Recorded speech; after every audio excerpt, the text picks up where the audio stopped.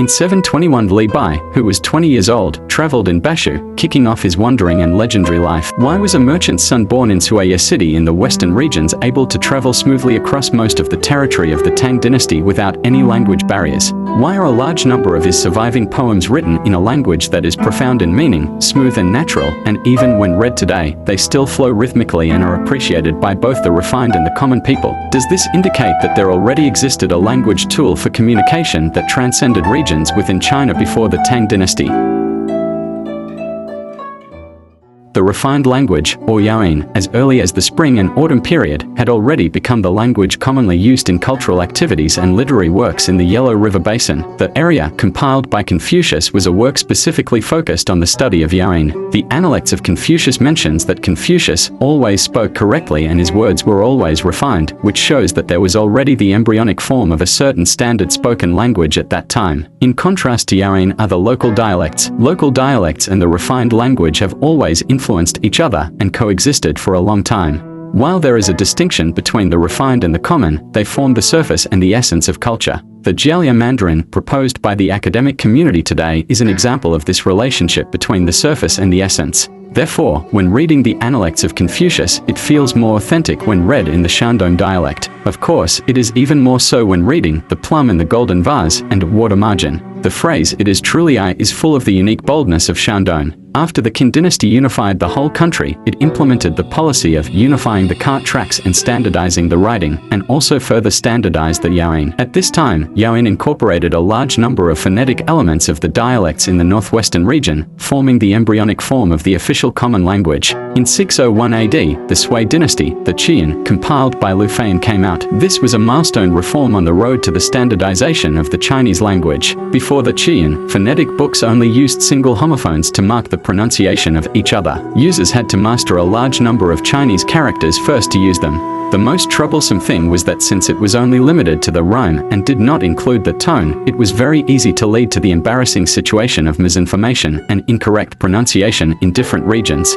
Simply put, the Qieyun took advantage of the characteristic of vertical writing in ancient Chinese. It related the upper and lower characters, classified them according to sound, took the rhyme as the standard, and made changes according to the tone. It cut out the accurate pronunciation. In terms of today's Chinese pinyin, it is the initial consonant, the final consonant, and the tone. Therefore, it can be said that the ancient regular system of reverse-cut phonetic notation is equivalent to today's Chinese pinyin alphabet system. After the Qieyun, the Tang dynasty once became the peak of Chinese poetry creation. A large number of excellent works rich in emotions and profound meanings emerged in a way that was easy to understand yet still elegant, becoming a highlight of Chinese civilization. And the phonetic discipline based on the Qieyun became a compulsory subject in the imperial examinations starting from the Tang dynasty, and it went through several expansions and adaptations over the next few centuries and continued until the end of the Qing dynasty. Although most of the Qieyun and its revised versions in later generations have been lost from the remaining fragments of the Qieyun in the Dunhuang manuscripts, we can still feel that the standard Chinese had already taken shape as early as the Sui and Tang dynasties. So, where did the Qieyun come from? In 423 AD, the Yungang grottos were excavated in Pingcheng, the capital of the Northern Wei dynasty. This marked that the Tuoba clan of the Northern Wei dynasty began to widely promote Mahayana Buddhism as its ruling ideology.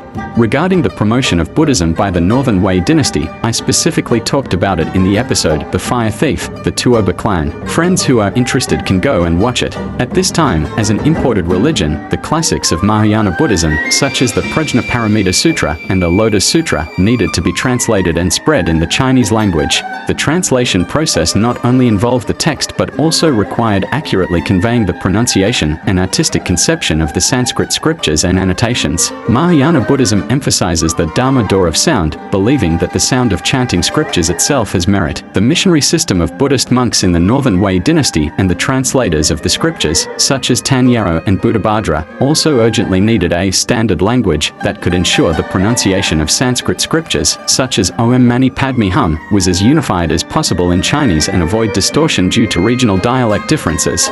At this time, it was the peak period of the Gupta dynasty.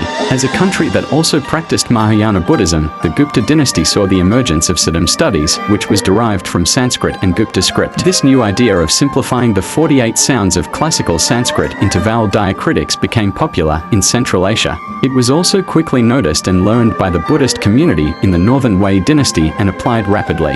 Siddham studies became popular for a while, and celebrities and scholars vied with each other to study it, laying the foundation for the prosperity of poetry creation in the Tang dynasty. During this period, Buddhist monks began to use Chinese pronunciation to assist in the phonetic correspondence between Sanskrit and Chinese. For example, the pronunciation of the Sanskrit word but dha needs to correspond to the Chinese character for. This practice of phonetic correspondence prompted scholars to analyze the initial consonants, final consonants, and tones of the Chinese language. Therefore, can we speculate that there might have been some Buddhist phonetic scholars in the Northern Wei dynasty who were not recorded in historical books? They tried to record the pronunciation rules of the Chinese language when translating Buddhist scriptures. These scattered efforts were inherited by scholars in the subsequent Northern Qi and Northern Zhou dynasties and finally converged into the systematic achievement of the Qieyun in the Sui dynasty. Since Buddhism in the Northern Wei dynasty was promoted in northern China in the mode of the Yungang grottos, it is highly probable that their common language formed the Northern Common Language, which is the predecessor of the official language. This is just my personal opinion. I welcome friends who are proficient in linguistics to put forward your valuable opinions in the comment section. The original intention of the Tuoba clan of the Northern Wei dynasty to promote Mahayana Buddhism was to unify and unite the scattered tribes along the Silk Road. However, it accidentally led to the resonance of sounds and rhymes in the language. The concept of giving the gift of sound in Buddhism and the aesthetic of sounds and rhymes in the Chinese language produced a wonderful chain reaction in the cultural soil of Mahayana Buddhism in the Northern Wei dynasty. Monks pursued harmonious intonation when chanting scriptures, and literati and scholars refined the sense of rhythm in poetry in this atmosphere. This common pursuit of sound was finally systematized in the Qieyun. The reverse-cut phonetic notation method of the Qieyun is a kind of echo of the precision of the pronunciation of Buddhist scriptures. So, is there any connection between the common language of the Northern Wei dynasty and today's Standard Chinese? Even today, some people will quote classics and say that today's Luoyang dialect is the refined language of the Central Plains in the Tang dynasty. They also say which modern dialect is closer to the pronunciation of the Tang dynasty. It should be the Minnan dialect. Some people even recite poems with deep affection in their local dialects. Bắc Pyong Quyền Đi Bắc Chiao Jia, Ngũ Thiên Bắc Yuan Jia Poi Xia. It makes me want to dig a deep well on the cement floor with my feet. A well that can dig out ice. Let me ask, which local dialect in China today cannot be used to read the poems of the Tang and Song dynasties? If local dialects can be used universally, what is the need for the refined language? It's like when you go back to your hometown to attend a classmate reunion today, you talk to your best childhood friend in Mandarin. Then after the reunion, you go back to your unit in Beijing and discuss work with your colleagues in your local dialect. Chen Inca said in On the Qieyun from Historical Facts, judging from Yang Huanman's discussion on the superiority and inferiority of the pronunciation of the gentry and common people in Jinling and Luoyang, we know that there must be a measurement standard. What is this standard? It is probably the refined language spoken by the literati and officialdom group living in Luoyang and its vicinity since the Eastern Han dynasty, the Cao Wei dynasty, and the Western Jin dynasty. Please pay attention to the specific group of literati and officialdom. During the Northern Song dynasty, Ding Jinggong asked Qieyun which place had the most standard language. Qieyun replied that the people of Shiluo, Luoyang, spoke the most standard language as it was in the middle of the country. Ding Jinggong retorted, saying, "No, there are local dialects in all directions and only scholars speak the correct language. Local dialects and the refined language have always been clearly distinguishable and cannot be confused. In ancient times, there were no gramophones, and there is indeed no direct evidence of how the ancients spoke. However, the inscriptions and documents of the Northern Wei dynasty, such as the Book of Wei, were obviously written in the Northern Chinese language, reflecting a certain tendency towards unity between the common language at that time and today's Standard Chinese. The simplest example is the Tuoba clan on the stone inscriptions of the Northern Wei dynasty and the Torghast on the stele of Kultaigan, a Turk in the Tang dynasty. Through the interaction and comparison between the Hu language and the Chinese language, isn't it the standard pronunciation of the Tang dynasty at that time? Why was Li Bai able to master Buddhist thoughts proficiently and write in a fluent common language and integrate into the Central Plains culture? Li Bai's ancestral home was Qingji in Longxi. He was born in Suaya City in the western regions in the first year of the Chang'an reign period of Empress Wu Ziqian. During the Wei and Jin dynasties, the Li family of Longxi rose to prominence due to the Tuoba Xianbei related to Li Ling. The commonly traced ancestor was Li Guang, a famous general of the Western Han Dynasty. This also confirms my previous view in where did the Tuoba Xianbei come from. Those who are interested can find it and take a look. I won't elaborate on it here. In 1911, Zhong Taiyang argued for the status of local dialects and accused the national language at that time of being the language of the Jin and Yuan barbarians. Why did the old gentleman say this? In 907 AD, the Liao dynasty was established by the Khitans. This was the first dynasty in history to implement the system of one country, two systems. While retaining their own ethnic language, they used the southern official system to govern the Yanyan region and continued to use the official languages of the northern Wei, Sui, and Tang dynasties as the common language to facilitate administrative management and trade in various regions. After the Jin dynasty destroyed the Liao dynasty in 1125 AD, in order to facilitate continued rule, the continuity of the official common language was maintained in the Jin dynasty. After all, it is much simpler to continue using the existing language than to create a new one and make the outside world accept it. In 1271 AD, the Mongols established the Yuan dynasty and made Dadu, now Beijing, its capital.